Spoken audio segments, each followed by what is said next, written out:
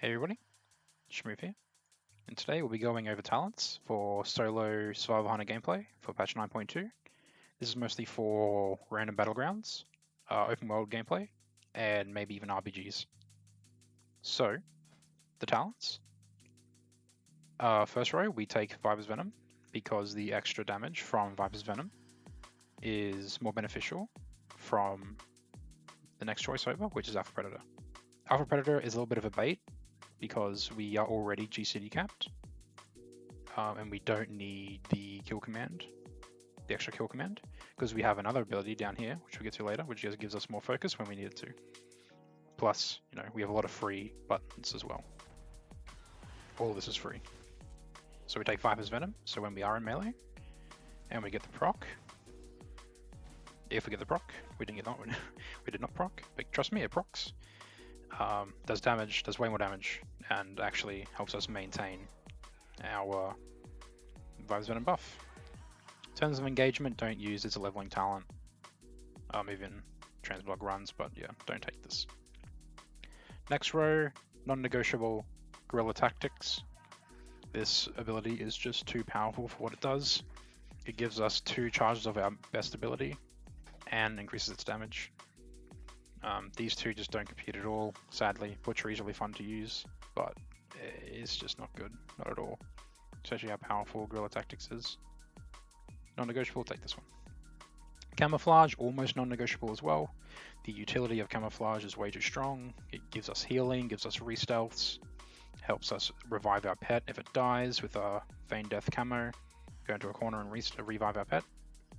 It's very powerful. Natural mending, I guess, can be taken if you're not the focus, but again, just being able to re-stealth, revive pet, get healing is way more beneficial than natural mending in my opinion. Trailblazer, another leveling talent, doing old content like transmog raids. Combine these two, I guess, if you want. Row 35, Steel Trap. The utility from Steel Trap outweighs the damage from both of these. Bloodseeker does no damage. It's very weak dot. And the main reason why Bloodseeker is seen in PvE is that the 10% increased attack speed is very good because PvE damage, auto attacks matter. PvP, they don't really matter that much. Murder of Crows doesn't do the amount of damage we need it to do on a 1-minute cooldown, so we don't take it. And Steel Trap does almost the same amount of damage, or even more, over its double use in the minute.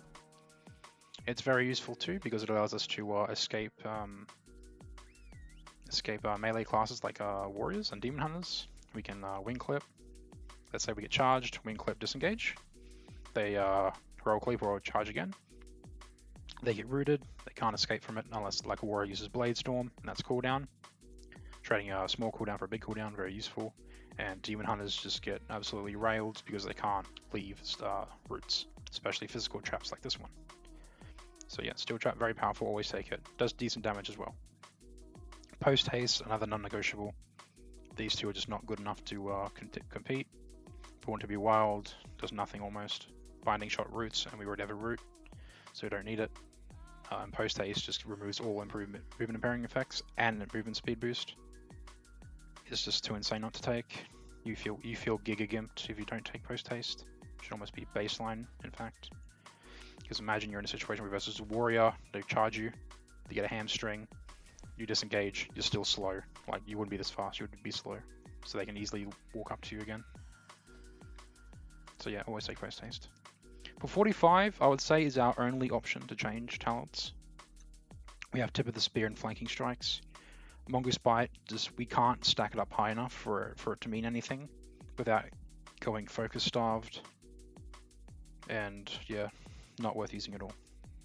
Tip of the Spear is the easier of the two talents, while Flanking Strikes is free and a gap closer. Tip of the Spear is free. You can charge it up with a kill command from range, but they mostly do the same thing. They want to achieve the same thing, really. They're meant to be 30-second burst cooldowns. Like, you go in with Tip of the Spear, Raptor Strike, hopefully you get a 15k crit. Flanking Strike every 30 seconds, you hopefully get a 15k crit from it. So pick your poison. Flanking Strikes is harder to use, but you gain more from it. Tip of the Spear is the easier version for newer survival hunters or those who have button bloat and don't want to commit another button to flanking. And lastly, again, another non-negotiable goes Chakrams. Chakrams is just good damage. Doesn't cost anything, does the same amount as Raptor Strike. And from ranged, very nice. Wildfire Infusion doesn't see any use because we don't have enough bombs to throw. And bombs are only a little bit part of our damage these days. It's because the main utility of Wildfire Infusion is that while if we throw a bomb, this dot exists. However, if we throw another bomb, it doesn't increase the damage of this dot, it just replaces it. So we lose damage from the first bomb. However, with Wildfire Infusion, we can throw both bombs at the same time, and they're both dots are separate.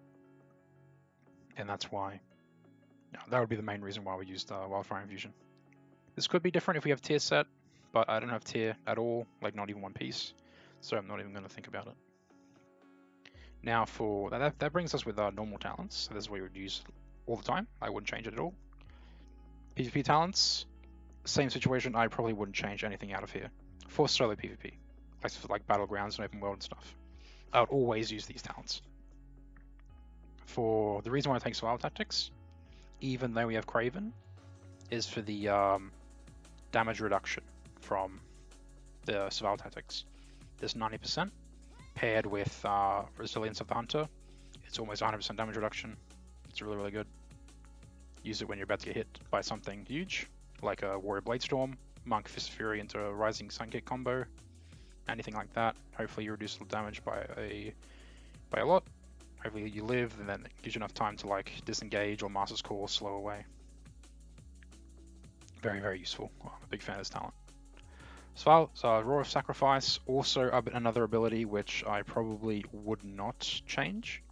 It gives us way too much utility when in stuns, and because most of the time we die in stuns, because we don't have any innate tankiness, Roar of Sacrifice really helps. Like getting opened on by a rogue, reduce a lot of their bursts with Roar of Sacrifice. Getting opened on by a Fire Mage or Arms Warrior, completely negate their crits. So always take this. You can always use it on friendlies as well. Let's say healer's getting rinsed, chuck it on him, should be fine. For a little bit at least. Also, when you use Roar of Sacrifice, always make sure Mending Bandage is up, or Mend Pet, sorry, because it's going to get hit by 20% of the damage it negates. And lastly, Mending Bandage, also something I would probably never ever change, because it gives us the dire healing we need, especially when we want situations, like at a fighting for a flag, or getting opened in the open world, wherever. This allows you to remove all bleeds and heals, or removes all bleeds and heals you, which is what we need. Examples versus a Feral Druid.